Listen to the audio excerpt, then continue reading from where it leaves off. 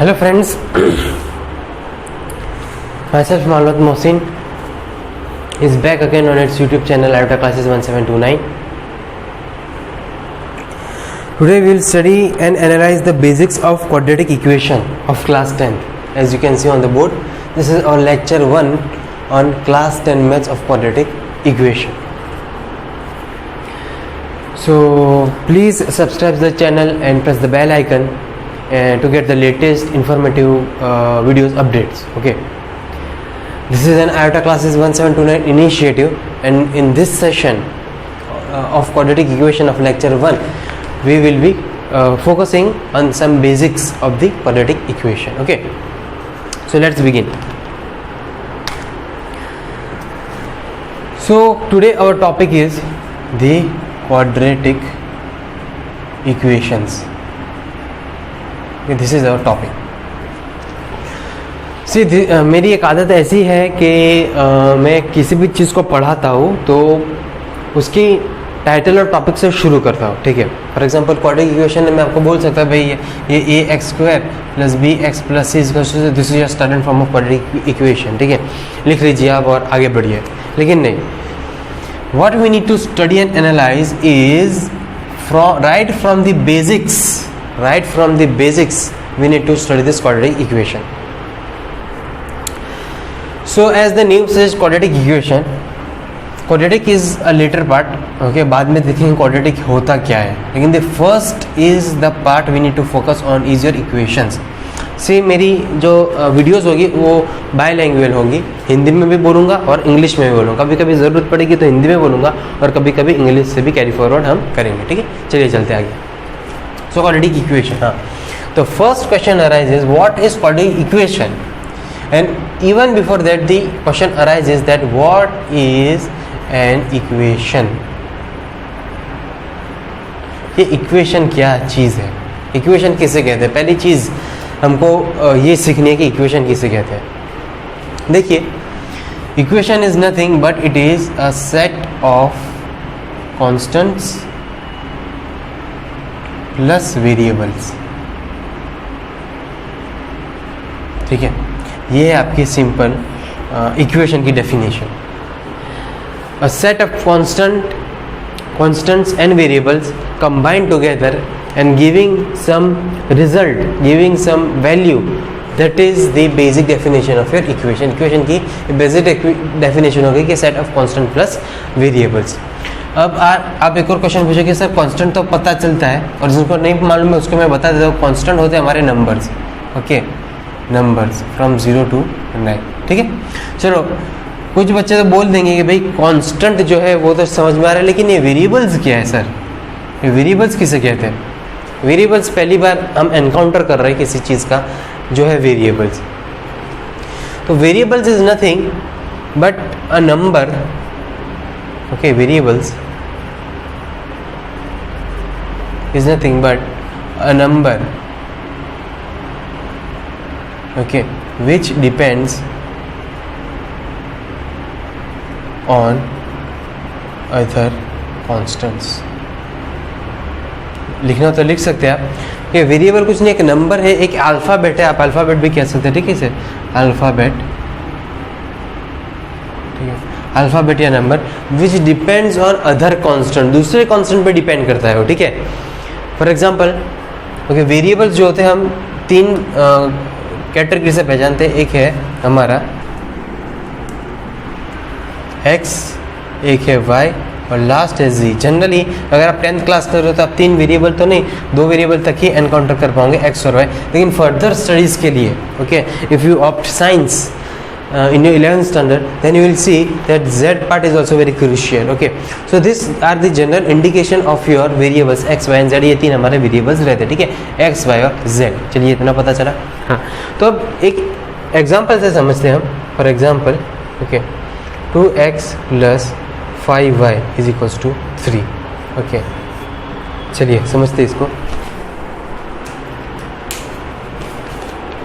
ठीक है, इतना क्लियर हो गया आपको. अब हम आगे बढ़ रहे. इक्वेशन है set of constant numbers plus variables. Variables की मैंने डेफिनेशन देखी, एक नंबर जो दूसरे नंबर पर डिपेंड करता है कि अल्फ़ाबेट. ओके, सो हम वही समझ रहे हैं कि भाई वो क्या चीज़ है. फॉर एग्जाम्पल 5x, इसको रहने दीजिए, 5x plus 2y is equals to 9, this is an equation. अभी इक्वेशन है कैसे पता चला, मैंने बताया था आपको कि इक्वेशन क्या है, a set of constants and variables, और वेरिएबल्स मैंने बताया कि x और y आप जनरली एनकाउंटर करोगे अपने 10th स्टैंडर्ड के अंदर, तो ये हो गए हमारे वेरिएबल्स, ठीक है, ये हो गए हमारे वेरिएबल्स, और ये जो है कह सकते हैं 5 2 9, ओके, वेरिएबल्स क्या हो गया हमारा x और y, और कांस्टेंट क्या हो गया हमारे, ओके 5 2 9, ओके, ये तो ये वेरिएबल हो गया, कांस्टेंट भी है, वही आप कह दोगे भाई ये एक इक्वेशन है, ठीक है, ये एक इक्वेशन है, ठीक है। अब इससे हमको बहुत सारी चीज़ें पता चलती, सिर्फ एक इक्वेशन से हम कह सकते हैं कि भाई ये इक्वेशन तो है लेकिन दो चीज़ पता चली, जो लोग अक्ल लड़ाते हैं उनको पता चलता है भाई दो चीज़ पता चली, एक तो ये कि इधर दो वेरिएबल है, एक नहीं है, दो वेरिएबल है, 2 वेरिएबल्स x एंड y, ठीक है, और दूसरी चीज़ है कि भाई सभी वेरिएबल की पावर जो है वो 1 है, पावर बोलो या डिग्री बोलो, ठीक है, डिग्री 1 है। अब डिग्री और पावर कहते हैं किसे, जो वेरिएबल होता है, ओके, उसके ये पोर्शन को हम डिग्री और वेरिएबल से इंडिकेट करते हैं, ओके। फॉर एग्जांपल अगर मैं लिख रहा हूँ आपको 5x, okay, is equals to 9, तो इधर x के ऊपर कुछ नहीं है, मतलब उसके ऊपर 1 है, okay, that is 1, so we will say that the power and degree of your variable x is 1। Similarly, okay, एक तो ये चीज़ हो गई कि भाई डिग्री क्या है, 1 है, ठीक है, और वेरिएबल्स कितने हैं, वो भी 1 है, वेरिएबल भी 1 है, डिग्री भी 1 है, तो इधर से पता चलता है कि भाई ये कुछ चीज़ नहीं है, वेरिएबल 1 है, डिग्री 1 है, तो ये कुछ नहीं है, ये है लीनियर इक्वेशन इन 1 वेरिएबल। क्या है, will say this is nothing but a linear equation. Linear का मतलब होता है कि जिसकी पावर 1 हो, डिग्री 1 हो, तो लीनियर इक्वेशन इनटू 1 वेरिएबल, ठीक है, ये पता चल गया हमको। एक और एग्जांपल लेते हैं हम,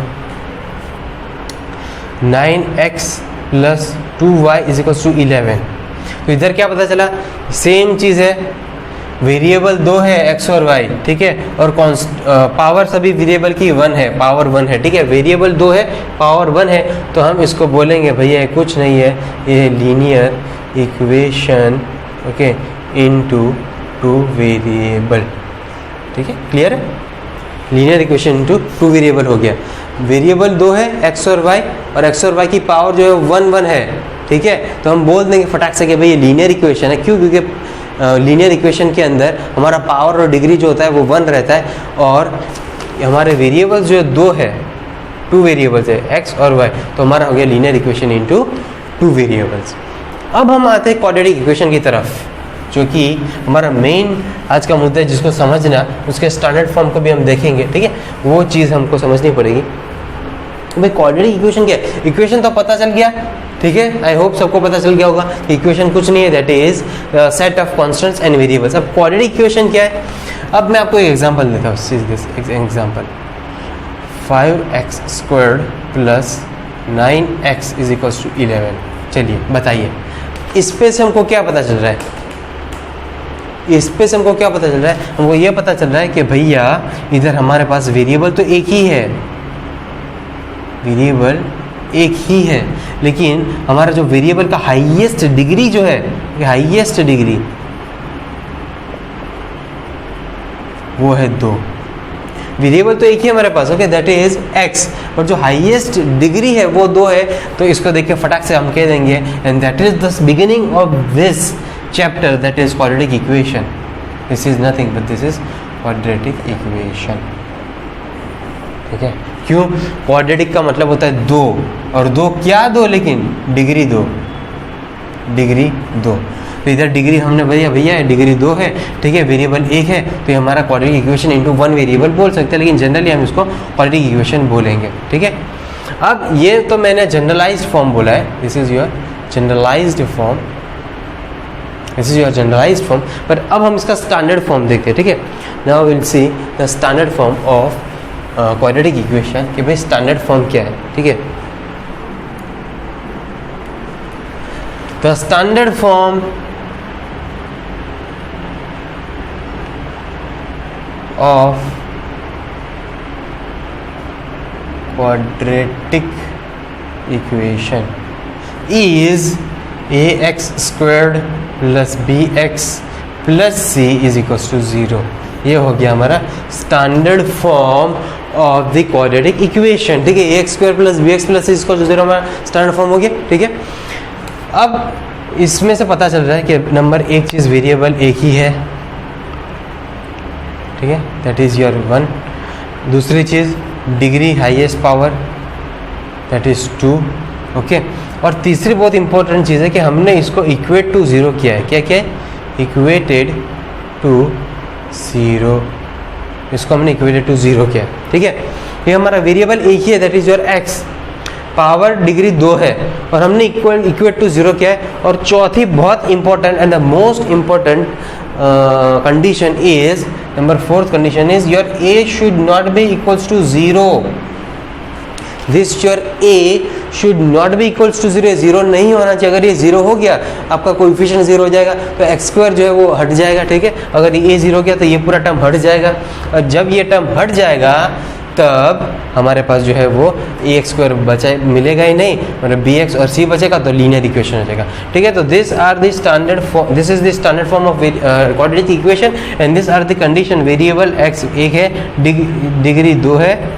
ठीक है, इक्वेटेड टू 0 है और a नॉट इक्वल टू 0 बहुत इंपॉर्टेंट चीज़ है. ठीक है, so that's what about this session 1 lecture 1. यही चीज़ मेरे को बतानी थी आपको कि भाई क्वाड्रेटिक इक्वेशन जो है उसको देखते कैसे, समझते कैसे. तो आई होप आपको इतना ग्रास्प तो हो ही गया होगा कि भाई क्वाड्रेटिक इक्वेशन क्या चीज़ है. अब नेक्स्ट सेशन के अंदर हम आगे क्वाड्रेटिक इक्वेशन की और आगे बढ़ेंगे और हम थोड़ा डेप्थ एनालिसिस करेंगे. ठीक है, तो thank you very much. Please subscribe the channel, press the bell icon and please stay updated and for the informative knowledgeable videos. Okay, thank you very much. Thank you.